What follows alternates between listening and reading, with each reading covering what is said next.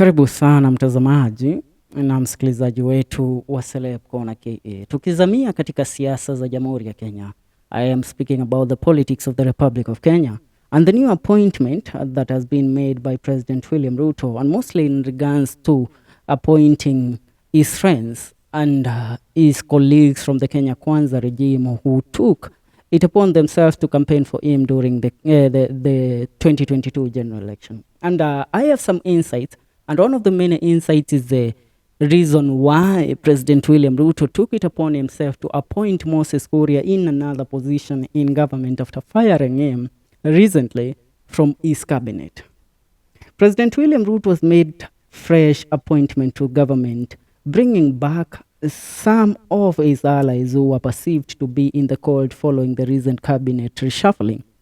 Head of Public Service and Chief of Staff Felix Koskei, in a statement released on Friday evening, said the new appointments will aid in supporting the Kenya Kwanza appointment and the Kenya Kwanza administration's bottom-up economic agenda, the better. Now, former ICT Cabinet Secretary Eliud Owalo now makes his way back to the government as a Deputy Chief of Staff in charge of performance and delivery management.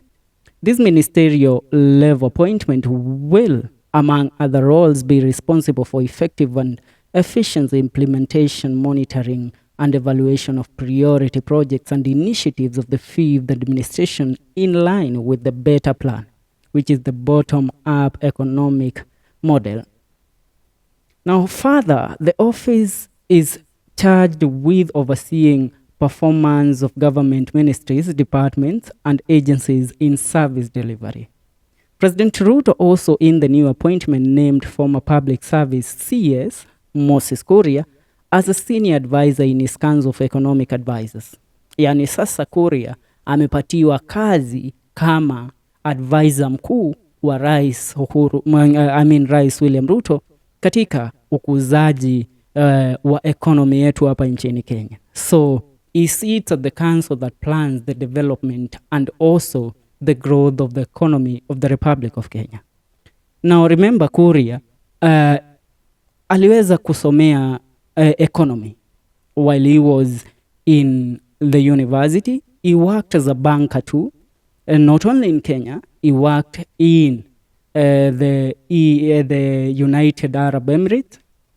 Now, he went ahead also to appoint prominent digital strategist Dennis Itumbi as the head of creative economy and special projects in the executive office of the president. Remember, Ruto had appointed Dennis Itumbi as a CS in his former cabinet, in his former government, where the CS's role were meant to be in Ruto's government. But what happened is the High Court of Kenya termed the office of the cabinet of the CAS as null and void, and they termed it as an office that shouldn't be in the Republic of Kenya.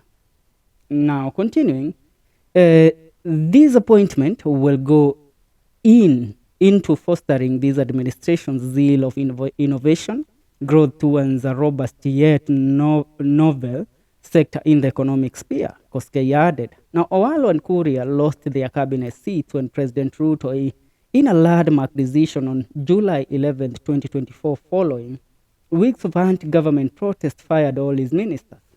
Now, he later reappointed some of them back to cabinet, but the two were nowhere to be seen. Itumbi, on the other hand, was in March last year sworn in as the ICT Chief Administrative Secretary, CAS, but lost the seat only a few months later when the High Court ruled the position as unconstitutional. Now, this is where it gets hot now. It was perceived that President William Ruto wanted nothing to do with Moses Kuria after firing him from the cabinet.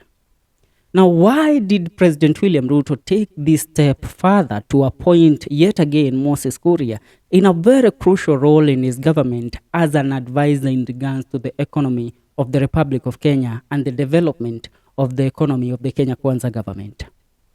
This is the reason why.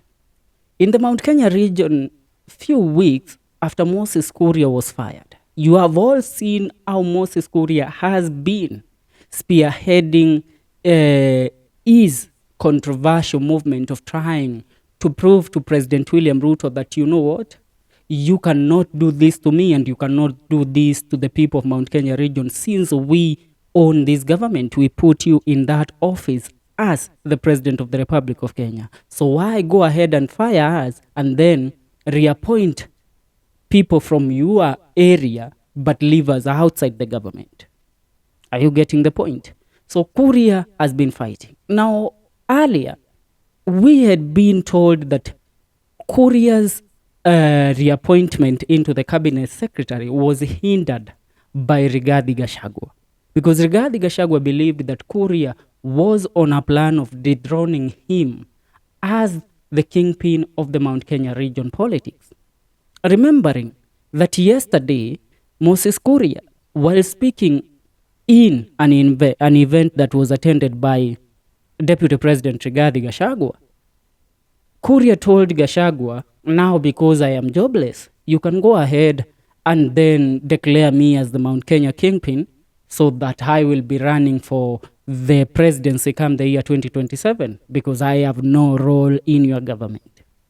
Now, this proved to President William Ruto that Kuria is not a man that is going to hide behind the curtains. Is not a man that is going to let his firing slide. He is not a man that is going to stay away from the politics of the Republic of Kenya. And if Kuria continues with the shenanigans of trying to prove that he is supposed to be in government and Ruto yet fired him, then there will be a division in the Mount Kenya region where people will turn against Gachagua and Kuria will mobilize people to turn against Gachagua since he has proven that he can do that. Are you getting me?